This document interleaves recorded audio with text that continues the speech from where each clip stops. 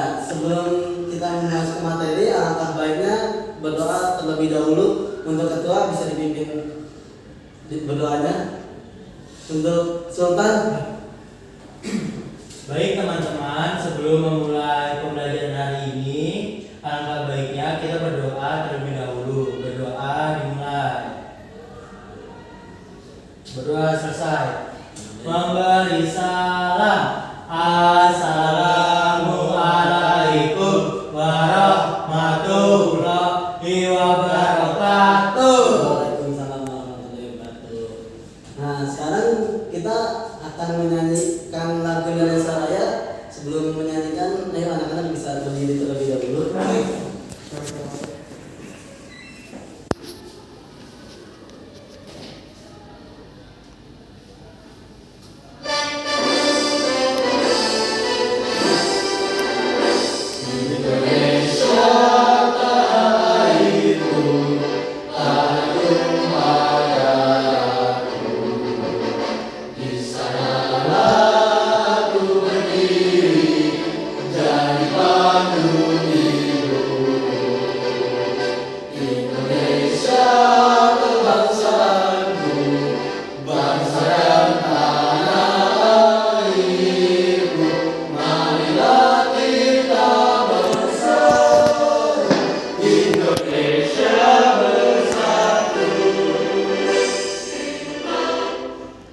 Nah, boleh anak-anak silakan duduk. Makasih Pak. Ya, sama-sama.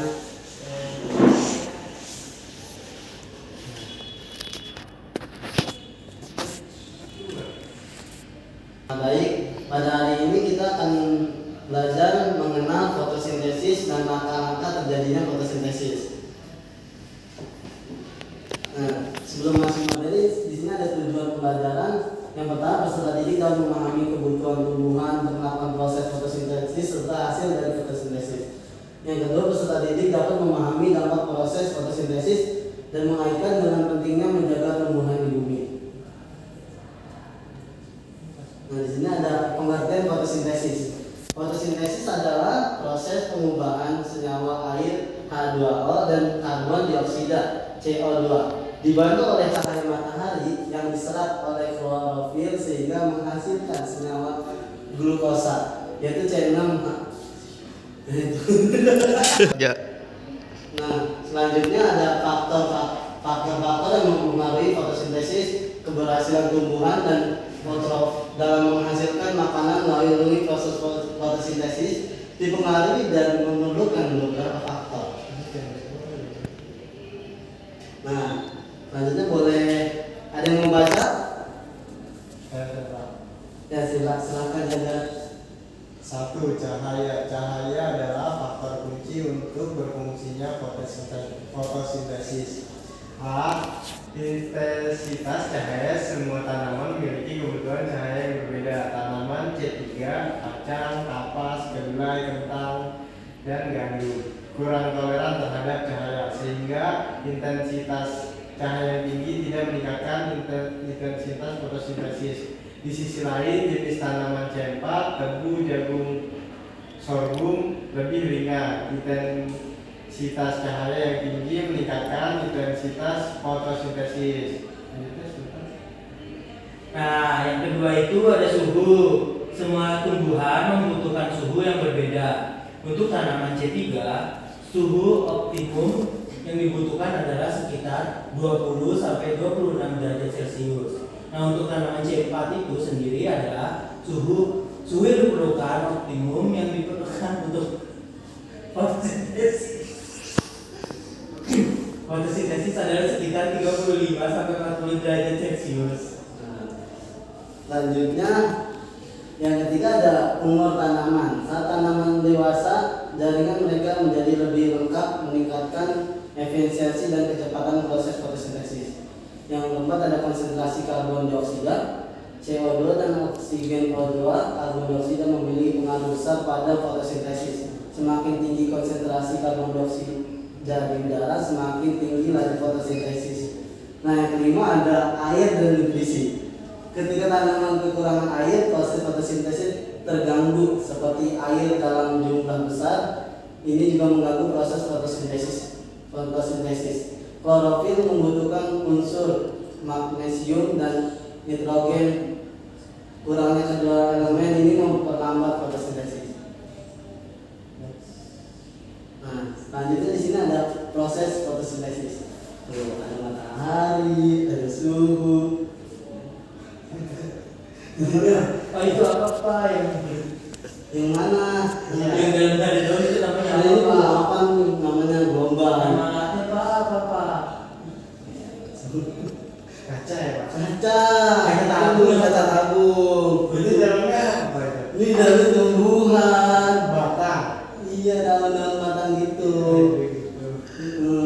Oh jadi gambar itu tuh termasuk dari fotosintesis ya. Jadi ada matahari, nah matahari itu menyerap di air kan, jadi airnya menguap, ada suhunya itu ya Pak ya. Nah, Iya. terus dari uapnya itu untuk membantu fotosintesis di daun itu. Ya, Pak. Itu Betul, kan, Pak. betul. Ayo betul tangan, betul Ustaz. Nah, ini contoh bentuk proses fotosintesisnya ya anak-anak ya. Iya Pak. Selanjutnya ada reaksi fotosintesis. Reaksi fotosintesis itu ada dua, reaksi terang dan reaksi gelap. Reaksi terang itu naiknya kadar CO2 global berdampak pada tanaman fotoreaksi, merupakan reaksi fotosintesis yang terjadi pada pagi dan siang hari karena membutuhkan sinar matahari langsung. Yang kedua ada reaksi gelap. Reaksi gelap tidak memerlukan sinar matahari, tetapi reaksi ini tidak terjadi tanpa reaksi terang awal. Nah, selanjutnya di sini ada manfaat fotosintesis. Ya, untuk Jajat boleh dibacakan. Yang manfaatnya yang pertama bisa menghasilkan oksigen merupakan salah satu produk fotosintesis. Yang kedua, perolehan buah fotosintesis juga menghasilkan cadangan makanan yang disimpan dalam bentuk buah-buahan dan umbi-umbian. Yang ketiga, produksi gula glukosa dapat digunakan sebagai bahan penyusun pahat untuk membangun zat makanan lain seperti protein dan lemak. Yang keempat, mengeluarkan racun. Reaksi fotosintesis juga membantu membuang racun berbahaya. Yang kelima, meningkatkan kelembapan. Fotosintesis berperan dalam melembabkan udara. Nah, baik, makasih. Selanjutnya di sini ada langkah-langkah fotosintesis. Yang pertama, tumbuhan menyerap air melalui akarnya dan mendistribusikannya ke seluruh tumbuhan. Yang kedua, karbon dioksida diserap dari udara melalui pori-pori. Yang ketiga, proses perubahan kimia ini terjadi pada daun ketika klorofil pada daun terkena sinar matahari. Yang keempat, ada energi cahaya digunakan untuk mengubah air dan karbon dioksida menjadi glukosa dan oksigen. Nah, selanjutnya ada rumus proses fotosintesis. Di sini ada CO2, karbon dioksida, H2O, air, dan O2 oksigen. Nah, setelah Bapak menjelaskan fotosintesis dan bagaimana cara fotosintesis, terus langkah fotosintesis, sekarang Bapak mempunyai kertas evaluasi untuk kalian kerjakan. Yeay.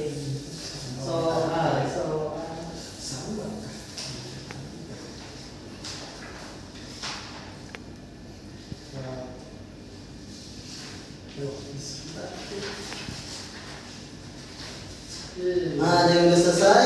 Sudah Pak. Ya, boleh ditunjukkan. Terima kasih. Terima kasih.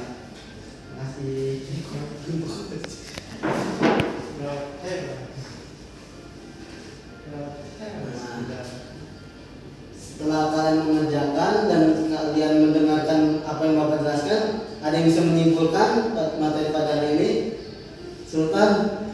Baik Pak, saya akan menyimpulkan materi hari ini. Nah, proses fotosintesis itu ada 4 elemen kunci yang diperlukan untuk fotosintesis adalah yaitu ada air atau H2O, karbon dioksida atau CO2, klorofil, dan sinar matahari. Nah, fotosintesis adalah proses reaksi kimia yang terjadi pada tumbuhan berklorofil hijau dengan bantuan sinar matahari.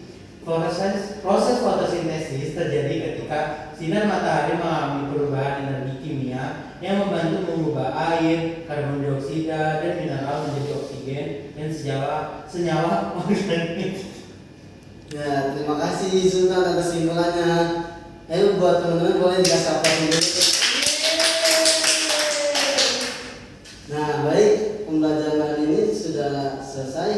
Apakah pembelajaran hari ini menyenangkan?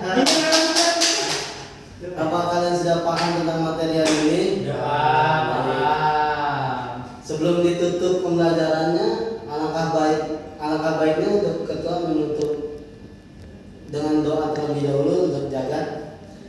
Baik, teman-teman, sebelum kita pulang, alangkah baiknya kita berdoa terlebih dahulu. Berdoa mulai.